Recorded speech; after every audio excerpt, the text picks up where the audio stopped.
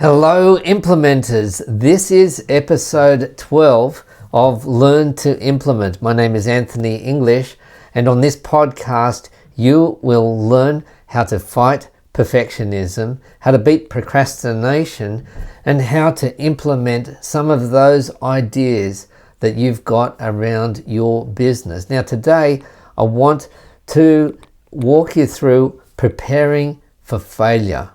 Prepare to fail, because in reality, that's what happens when we start something new, when we take on some new idea, something that we've never done before. This is episode 12 of this podcast, but this is the first one that I am doing using video. Now, I am expecting this to fail. Well, it's not going to fail. I'm actually expecting it to succeed, but there will be so many things that I could easily improve. My lighting is not great. I'm not going to do any editing of this video. And as you can see, I'm not reading from any notes. I'm just going spontaneously. But what I am expecting to do is to measure success just incrementally. I began this podcast by pre-recording a series of episodes, maybe 5 or 6, and then uploading them. They were audio only, and uploading them to Spotify. Stage 1 success was not that I got a lot of listeners, because I haven't got many listeners yet. Stage 1 was I have actually done the recording and made it public. That's it, done. And then I can say, well, okay, now that I've got my 6 episodes, 10 episodes, now this is number 12, what if I use YouTube's new facility where I can record it as a video and store it as a podcast? So the first 11 episodes are there on YouTube, but without video. They're there as videos, but just with a blanket picture there with a standard picture. So that is not really very engaging, but it is a podcast, so it's audio, right? So now I can say, okay, well, what can I improve next time? So this idea of preparing to fail is that it's really a kind of a trick, is that instead of saying I'm going to fail, is to look at each step as a mark of success. The problem is that when we learn something new, when we take on something new, let's say that you want to start your own YouTube channel, you are probably going to go somebody who's way up here, who's got millions of views, millions of subscribers, and say, here's what we learned, here's what you need to do. And that's very, very good. It gives you something to aim for, but it is just so far out of reach. Same thing if you are learning about investing for the first time, the financial investor. You're going to go with somebody like Warren Buffett, or somebody who is a very, very well-known, very famous investor. And so the gap is just too great. You're going to see them way up there, and you're going to be way, way, way down here. And then even your little baby steps, you are going to fail. So be prepared for it. But don't just prepare to fail, but prepare to think, well, I shouldn't be measuring success against that. I should be measuring it against where I am, where I was just before.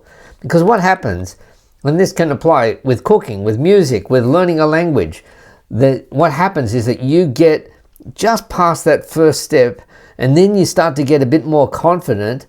And once you get past that first step, you look back and you think, that's really easy.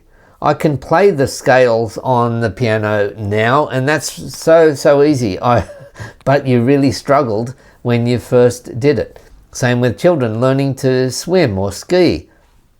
You are going to be particularly hard on yourself and particularly negative. So what I'm recommending that you do is get very confident with this whole sense of failure. In fact, just take the words failure and success out of your vocabulary, if you like, and think instead, hey, I have made this progress, and if I have developed this one little skill, then I can apply this again and again and again. And that is a way of growing and getting yourself along that road and a way of implementing. You say, hey, I'm getting it up there. At least I've done something and I've made it public, or I've got it across the line. It wasn't that good, but never mind. You'll find this with people who've got YouTube channels with large numbers of followers. If you go back to their earliest videos, they will just cringe. As, oh, how could I record something like that? Everything was wrong. And so that ability to be able to go back to where you are and just say, I'm just going to go just a little bit further. Maybe follow somebody who's just a little bit ahead of you, just 1 or 2 steps ahead of you. Because, as I say, the problem is that when you go back, when you actually get competent, at least with that next step, then you look back at the previous step and you think, well, that was really not hard at all. It's really easy. But when you're actually down at this level and you want to get to that next step, it seems overwhelming. So the key here is to be ready to count your losses and to say, well, even those losses are wins in some way.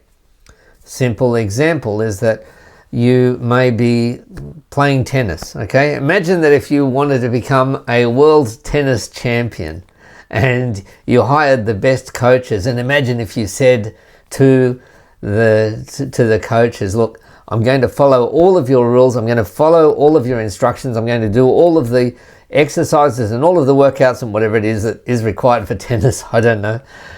Then you said, but on one condition, if I lose a single match in my entire journey, if I lose a single match, then that's it. I'm out, I'm giving up, not playing tennis ever again. Like, you're never going to be a champion. The losses are a necessary step. But while you are doing those losses, while you are failing, if you like, you are actually succeeding in something else. You may say, well, at least I'm getting some exercise. At least I'm learning this skill. At least I'm learning the psychology of being able to push through when I do fail. So don't spend the whole of your time staring at the scoreboard and saying we didn't win or we're not winning. Just focus on the process and don't be too quick to see things just in terms of success or failure, like it's a binary choice, because it's not. Thanks for listening or watching, and we'll see you next time. Anthony English on the Learn to Implement podcast, episode 12.